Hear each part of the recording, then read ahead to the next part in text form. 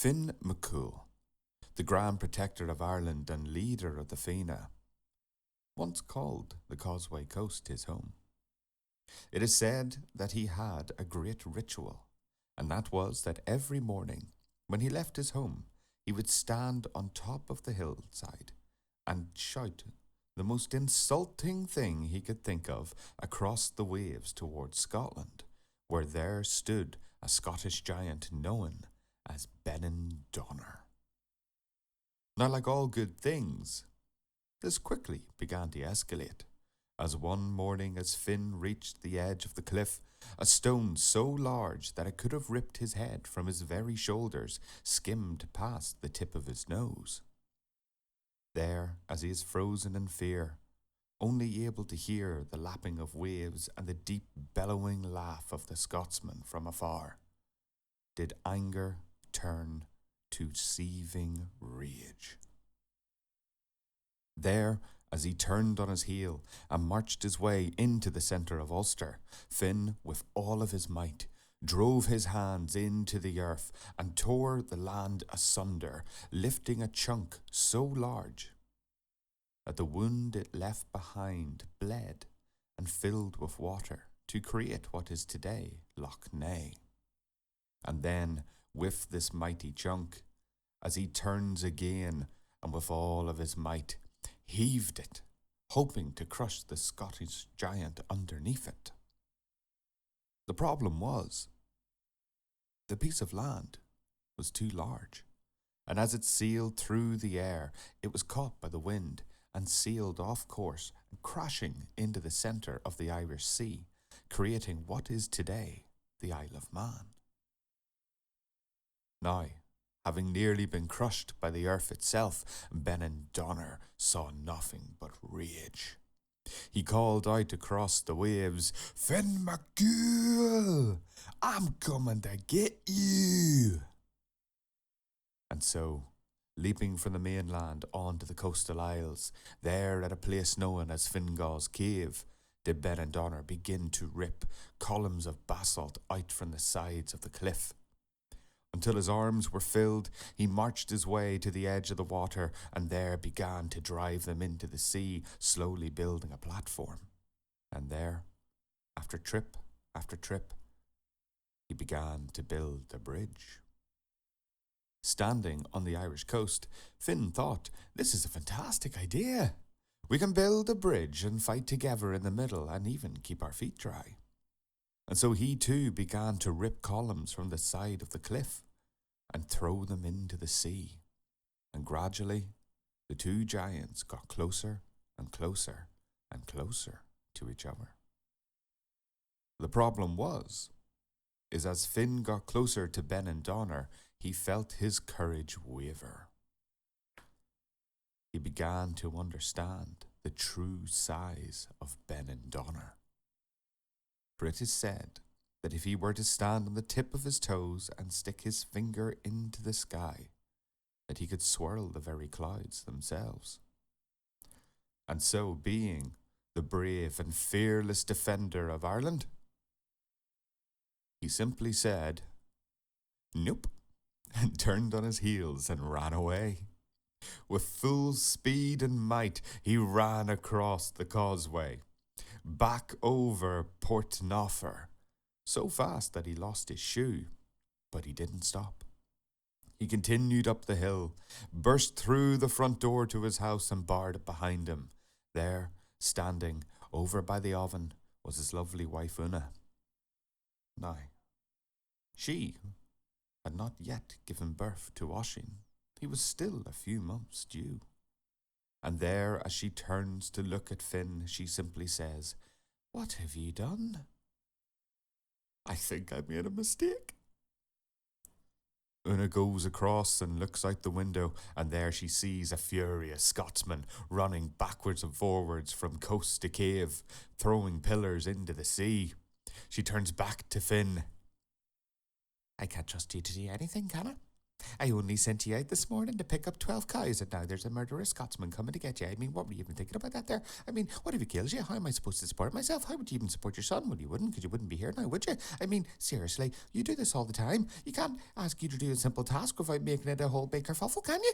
No. I tell you what, Finn, why don't you just wise up? Why don't you even grow up? Because all you do is act like a big baby. And I tell you what, if you're going to act like a baby, I'm going to treat you like one. It's there in her anger that Una grabs Finn, drags him into the back room. There she whips a blanket off the bed. She ties it over his head and knots it under his chin. And there he stands, looking like a big idiot, like a giant baby. He says, "What use is this supposed to do?" She says back, "It's to do well that you listen to me. Now, do you see that crib? Get in it." And sure enough, there on the ground, awaiting their son's arrival, was a lovely crib, woven of reeds. He goes, "Are you mad? I won't fit in something like that." "You may fit in that, or I'll make you fit in that." Now, whilst Finn might have been terrified of the Scotsman coming to get him, he was absolutely terrified of his wife, and so he did exactly what he was told. With arms and legs draped over the sides, he fit himself into the basket. There, Una, grabbing a blanket, she throws it over the top of him and says, "You sit there, you shut up, and you'll know what to do when the time is right." She then takes herself back into the kitchen, trying to formulate a plan. She looks out the window once more to see that the giant has made even more progress and is slowly getting closer to Ireland. As she looks around the room, trying to think of what to do, she casts her eyes upon the oven, and there the idea hits her. She opens it, and taking out a loaf of bread that was nowhere near finished, she cut it open with a knife to reveal the doughy centre.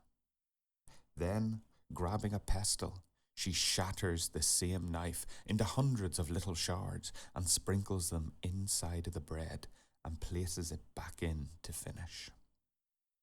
Then, all she can do is wait. Wait and watch as Benandonner finishes the causeway. He begins bounding his way towards Ireland at full speed. He runs over Portnoffer, stepping on the old boot, and then, as he stands out the front door, smashing on the door, screaming at his lungs, "Bring out Fionn McCool! I'm gonna murder him!" And well, it's here that Una knows that the time is up. So she fixes her apron, ties her hair back, and opens the door. There, as she looks up at the raging behemoth, she calls out, "Would you keep it down? I've just put my baby to sleep and you're going to wake him. Sure, Finn's not even here right now. He's out hunting. However, per tradition, if you promise to stay quiet, you can come in and wait for him." And well, seeing nothing better to do, Benandonner agreed. He left a club by the door, and there he stepped inside, his head just skimming off the rafters. He takes a seat at a tiny table, and there he waits. And it's there that Una hatches her plan. Going over to the oven, she retrieves the bread, now golden, crisp and brown. The smell fills the entire room, and it catches Benandonner's attention. She brings it over and offers him the loaf of bread, and there, in sheer joy, he lets his guard down, and without an ounce of hesitation, bites into the loaf. It is there that his teeth meet metal and shatter. He cries out in pain, "Ach, woman, what are you doing? Giving me bread filled with metal? Oh no!" But Una was ready. She leans in apologetically. "Oh, I'm sorry. I didn't realise that would be too tough for you. I assumed that you could handle it. Sure, that's Finn's favourite bread. He's 4 of those every morning before he goes and does anything." And that was all that was needed. For there a seed of doubt was planted inside of Benandonner's mind. He thinks to himself, "What kind of a creature can eat bread filled with metal? Who is this Fionn McCool? But it's there, in the lull of silence and doubt, that from the back room Fionn knows what to do. He lets out a cry, like a giant baby. It's so loud it startles Benandonner, causing him to bounce to his feet in fear. He goes over to the back room, pulls back the curtain and looks inside, and there he sees the biggest baby he's ever seen in his entire life. He thinks, "Oh, that's a big baby. Oh, that's the size of the child. What size is the father? I don't want to know." And there, in blind fear, he runs out of the door. He grabs his club and takes off as fast as he can across Portnover and back onto the Causeway Bridge. There, as he digs his heels in, loosening the stones, with a swipe of his club, he shatters it to pieces, sending shards all over the place. And there, finally, when he thinks he's back on Scottish soil, leaving but two sides remaining, that on the Irish coast and that of Fingal's Cave, he turns around to see if he has been followed. And there his heart, it sinks.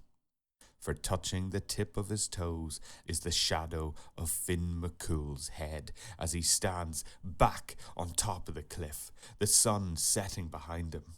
He calls out in his deepest and most grizzled voice, "Benandonner, did you eat my food and wake my baby?" There in his hand, as he skips it up and down, the same stone that nearly took him out that morning. "Well, if you see so fit to be so rude, take back your gift." And there, with a mighty hurl, as the stone skips across the sea, frozen in fear, paralysed, unable to move, the last thing that Benandonner ever sees is that same stone hitting him square between the eyes. That is the true story of the Giant's Causeway.